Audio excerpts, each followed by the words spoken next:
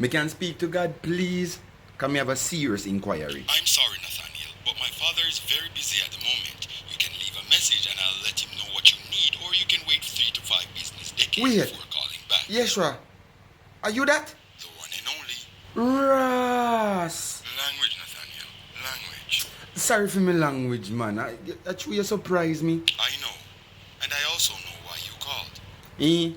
Why? It's because you claim that you're tired of Earth and is ready for our Father to beam you up. So if you know, how come me still in a Earth lobby? I'm sorry, Brother Nathaniel, but due to the terms and conditions of your soul contract, you won't be able to exit Earth's lobby until the contract has expired. Okay, understandable. But what about the expiration date for my soul contract? I cannot tell you that either. Lord God Almighty. So me I go survive Earth? Step 1. Stop call up our Father's name in vain. Step 2. Follow your highest excitement with zero expectation or insistence of the outcome. That alone? Hello? My Wi-Fi must be cheap out.